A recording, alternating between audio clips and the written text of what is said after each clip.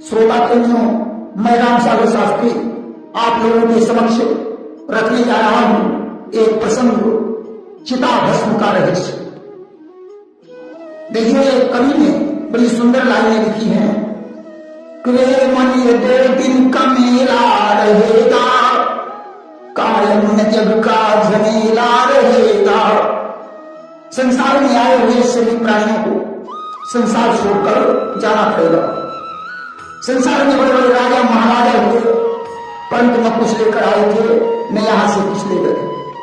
खाली हाथों आए थे और खाली हाथों चले गए। लिखा है कि बलि विक्रम धेनु दधीच गए और पारथ गए जिन भारत उठाना। गए दुर्योधन जंग जुए जिन 64 कोस नक्षत्र बुताना। बाल गए बलराम गए जिनकी ककड़ी 10 शीश समाना। धरा तो प्राण है तुलसी जो फरासो झरा जो परासो बुताना। तमाम वीर, तमाम पराक्रमी राजा इस पृथ्वी पर आकर चले गए। धन दौलत जहां किताब पड़ी रही, कुछ भी साथ में नहीं गया। एक शायर ने लिख दिया कि जाएगा जब जहां से कुछ भी न पास होगा। 2 गज कफन का टुकड़ा तेरा निवास होगा। इसीलिए जिंदगी को किराए का घर बताया गया है कि जिंदगी एक किराए का घर है, एक न एक दिन बदलना पड़ेगा। मौत जब तुमको आवाज देगी, घर से बाहर निकलना पड़ेगा। बेटी का हर आदमी है, बाद मरने के होना यही है। या तो तुरंत बनेगी जमीन पर, या चिताओं में जलना पड़ेगा। जिंदगी एक किराए का घर है, एक न एक दिन बदलना पड़ेगा। हम सभी मिट्टी के पुतले और मिट्टी में ही मिल जाएंगे। मुसलमान हैं तो कब्र में दफना दिए जाएंगे, हिंदू हैं तो चिता में जला दिए जाएंगे। देखिए, डोली और अर्थी में थोड़ा ही अंतर है। डोली पर चढ़कर दुल्हन जब ससुराल जाती है तो 4 लोग डोली को कांधा देते हैं। उसी प्रकार जब अर्थी को गंगा तट पर ले जाते हैं तो 4 लोग उसे भी कांधा देते हैं। देखिए, प्रत्येक जीव का असली परम पिता परमात्मा ही है। अंत में कौन कितना साथ देता है, ये कवि ने लिख दिया कि अर्धांगिनी पढ़ेगी तो केवल मकान तक, साथी भी साथ देंगे तो बस असमसान तक। बेटा भी हक निभाएगा तो अग्निदान तक, और इससे तो आगे भजन ही है साथी। हर के भजन बिन अकेला रहेगा। रेमन के 2 दिन का मेला रहेगा, कायम न जग का झमेला रहेगा। पत्नी दरवाजे तक साथ देती है, साथी श्मशान तक साथ देते हैं, पुत्र का साथ अग्निदाह तक होता है। इससे आगे तो परमात्मा का नाम ही साथ देता है। इसीलिए कवि ने लिख दिया कि सदा ना रहेगा जमाना किसी का, नहीं चाहिए दिल दुखाना किसी का। बुलाएगा मालिक तो जाना पड़ेगा, नहीं चल सकेगा बहाना किसी का। हमें अपने स्वार्थ में पड़कर किसी के दिल को चोट नहीं पहुंचानी चाहिए।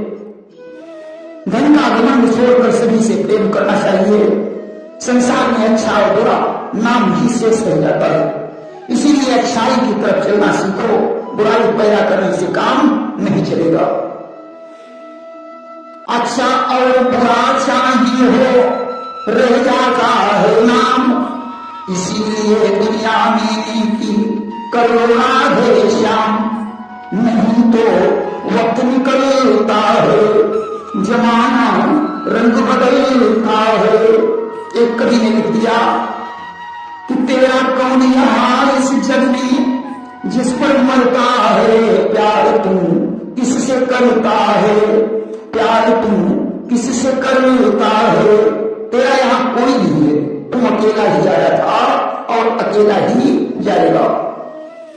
न कुछ लेकर आया था और न कुछ लेकर जाएगा।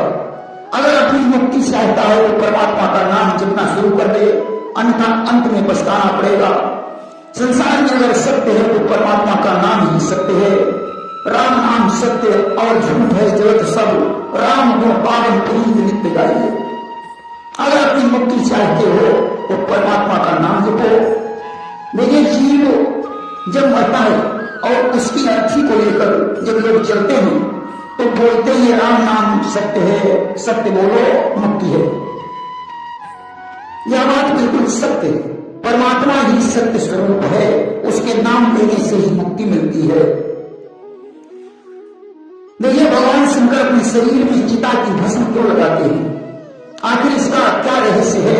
आइए हम आप लोगों को चिता भस्म का रहस्य बताएं। देखिए, भगवान शंकर को राम का नाम बहुत प्रिय है, जिसका स्मरण वे आठों करते हैं।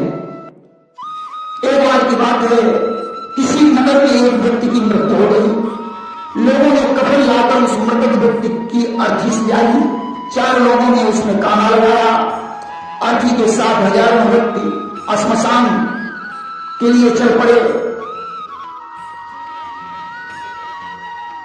कि एक अर्थी को सजाकर लोग घर से चल पड़े। 4 ने कान्हा दिया, पीछे हजारों चल पड़े। कहां ले जा रहे हैं? गंगा के तट पर उस मृतक का अंतिम संस्कार करने के लिए। अब आने वाले बोल रहे थे राम नाम सत्य है, और पीछे वाले कह रहे थे सत्य बोलो मुक्ति है। कि आगे वाले कह रहे थे राम नाम सत्य है, पीछे वाले कह रहे थे सत्य बोलो मुक्ति है। अब तो राम नाम सत्य है कि धन जैसे ही भगवान शंकर के कानों में पड़ी, आज भोलेनाथ कैलाश पर्वत से भाग खड़े हुए और पीछे वाले लोगों के पीछे पीछे चलने लगे। यह राम की धुन सुनकर उन्हें बड़ा आनंद आ रहा था। किसियों ने सुना है जो आनंद में भर गए, पीछे पीछे लोगों के चल करके गंगा तट गए। इस प्रकार समस्त लोग श्मशान घाट में पहुंचे। वहां उन्होंने चिता बनाकर तैयार की। मृतक को स्नान कराकर उसे चिता पर लिटा दिया गया और उसके पुत्र ने चिता में आग लगा दी। गांव गांव करके चिता जलने लगी। सभी के देखते देखते वह मृतक व्यक्ति जलकर राख हो गया। कि चंदन की चिता बना, सबको उसी पे रख दिया। आग लगाकर चिता में राख सबको कर दिया। भगवान शंकर ये सारा दृश्य दूर से देख रहे थे। इसके बाद सभी लोगों ने गंगा जी में स्नान किया और वापस लौट पड़े। भगवान शंकर भी उनके पीछे पीछे चल पड़े। परंतु भोलेनाथ ने देखा कि अब कोई भी नहीं कह रहा था कि राम नाम सत्य है, सत्य बोलो मुक्ति है। अब तो लोग सांसारिक बातों की चर्चा कर रहे थे। कि लौटने घर को लगे तो राम की वो धुन थी, राम नाम सत्य है इसकी कोई चर्चा न थी।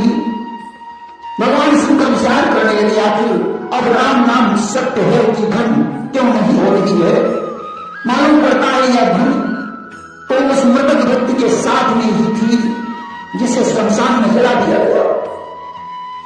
शिव ने सोचा राम धन तो उस मृतक के संग थी, जो चिता में जल गया या धन उसी के संग थी। आज भोलेनाथ भाग खड़े हुए उसी चिता के पास पहुंचे जिसमें वह मृतक पुरुष जलाया गया था।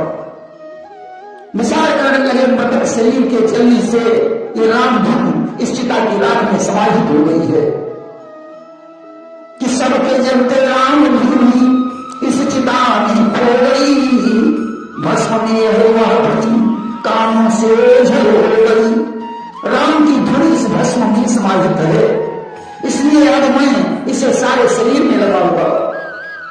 इतना कहकर भगवान शंकर ने दोनों मुट्ठियों में चिता की भस्म को भर लिया और सारे शरीर में लगाने लगे। किरण उस चिता की शिवनी मुट्ठियों में भर ली, वो प्रसन्न शिव ने भस्म सारे तन में मल लगी और कहने लगे कि हे भस्म, तू ही सत्य स्वरूप है, तेरे अंदर राम का नाम समाया हुआ है। आज से तुझे मैं रोज अपने शरीर पर पला करूंगा कि बोले तुम ही सत्य है, तुझ में समाया राम है। बोले तुम ही सत्य है, तुझ में समाया राम है। रोज अग्नि मैं मलूंगा, तुझ में मेरा राम है। और इतना ही नहीं, जो हमारी पूजा में चिता की भस्म चढ़ाएगा उसकी मैं हर कामना पूर्ण करूंगा। मेरी पूजा जो करेगा लाचिता की राख को, आज से पूर्ण करूंगा उसकी हर अभिलाष को। राम नाम सत्य है कि धन का आधार लेकर भगवान शंकर को उस चिता की भस्म से बड़ा प्रेम हो गया कि राम नाम सत्य है, इसकी पुजारी हो गई। इस तरह शिव को चिता की राख प्यारी हो गई। बस वहीं से भगवान शंकर चिता की राख को अपने शरीर पर मलने लगे। प्रेम से शंकर भगवान की जय।